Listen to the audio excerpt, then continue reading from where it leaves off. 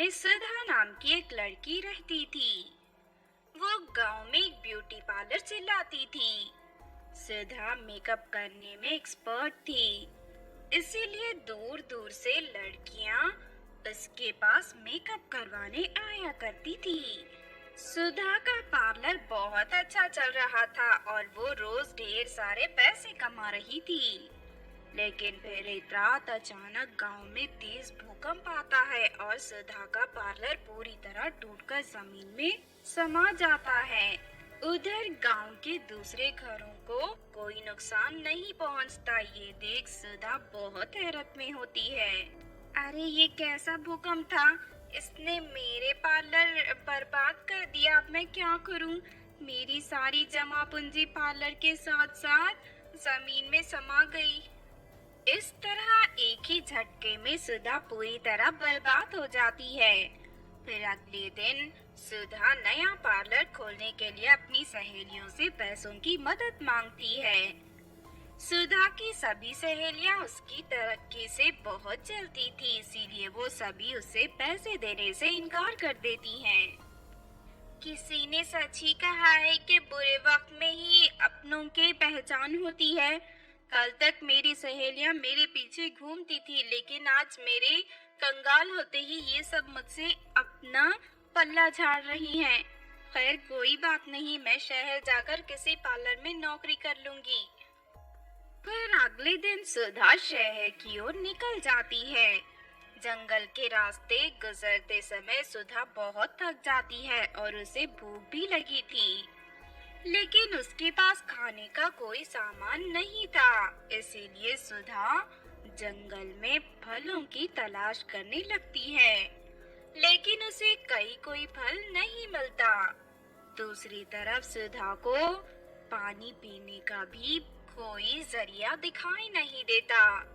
फिर आखिरकार भूख और प्यास से बेहाल सुधा बेहोश होकर जमीन पर गिर जाती है।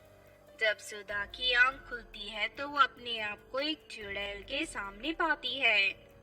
चुड़ैल को देखते ही सुधा घबराकर चिल्ला उठती है। नहीं नहीं, भगवान के लिए मुझे कुछ मत करना, चुड़ैल जी छोड़ दीजिए मुझे। अरे डरो नहीं, मैं तुम्हें नुकसान नहीं पहुंचाऊंगी। मैं एक अच्छी चुड़ैल हूँ, साथ ही मैं शाकाहारी भी हूँ। मैं इंसानों को नहीं मारती।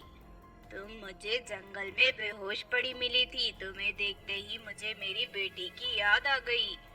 कई सालों पहले एक दुष्ट तांत्रिक ने उसकी जान ले ली थी। तब से मैं बिल्कुल अकेली पड़ गई हूँ। वैसे अगर तुम चाहो तो मैं तुम्हारे साथ रहना चाहती हूँ। मैं हमेशा तुम्हें अपनी बेटी की तरह प्यार करूंगी। चुड़ैल की मीठी बातें सुनकर सुधा को उस पर यकीन हो जाता है और वो चुड़ैल के साथ रहने के लिए तैयार हो जाती है। उसके बाद चुड़ैल सुधा को लेकर एक नदी के किनारे पहुंच जाती है।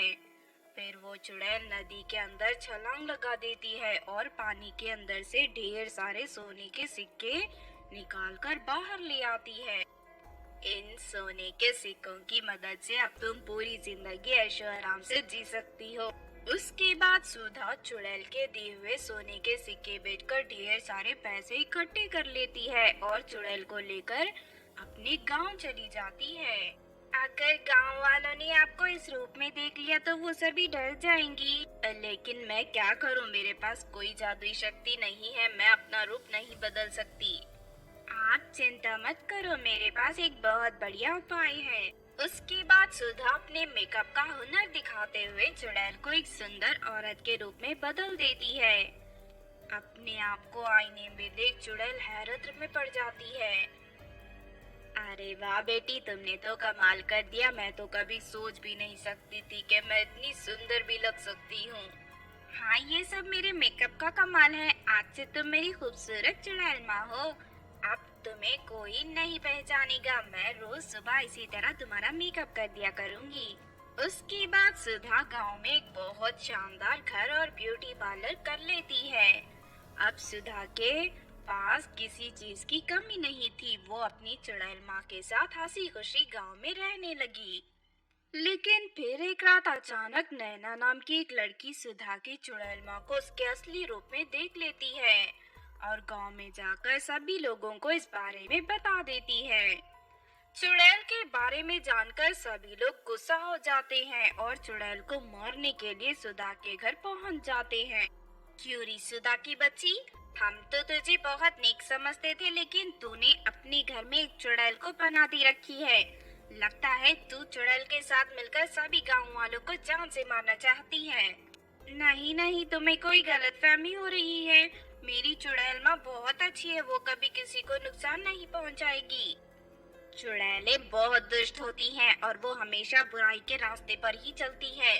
तुम हमें बेवकूफ नहीं बना सकती। आखिर हम तुम्हारी बात का यकीन कैसे करें? देखो, मेरी चुड़ैल माँ ने ही मुझे इतनी सारी दौलत देकर मेरी जिंदगी बदली है। इससे बड़ा सबूत और क्या दूं? अगर ऐसी बात है तो तू अपनी चुड़ैल माँ से बोल के वो हम सबकी गरीबी दूर कर दे। अब हम तेरी बात का यकीन तभी करेंगे। हाँ हाँ, मैं तुम लोगों की गरीबी दूर कर सकती हूँ। ठहरो, मैं अभी थोड़ी देर में वापस आती हूँ। उसके बाद चुड़ैल सुधा को लेकर जंगल की नदी में पहुँच जाती है और पानी के अंदर से ढेर सारे सोने के सिक्के बाहर निकाल कर ले आती है। फिर गांव लौटकर सुधा वो सोने के सिक्के गांव वालों में बांट देती है। ये देख सभी गांव वाले बहुत खुश होते हैं और सुधा की बात पर यकीन करके चुड़ैल को गांव में रहने देते हैं। इस तरह सब कुछ ठीक हो जाता है और उस दिन के बाद से चुड़ैल गांव के सभी लोगों के साथ मिलजुल कर रहने लगती है। तो आपने देखा दोस्तों, खूबसूरत चुड़ैल माँ की कहानी। इस कहानी से हमें ये सीख मिलती है कि दूसरों के साथ की गई अच्छाई कभी बेकार नहीं जाती। एक ना एक दिन हमें उसका फल जरूर मिलता है। इसीलिए हमें हमेशा लोगों के साथ मिलजुल कर रहना चाहिए। अगर ये कहानी आपको अच्छी लगी हो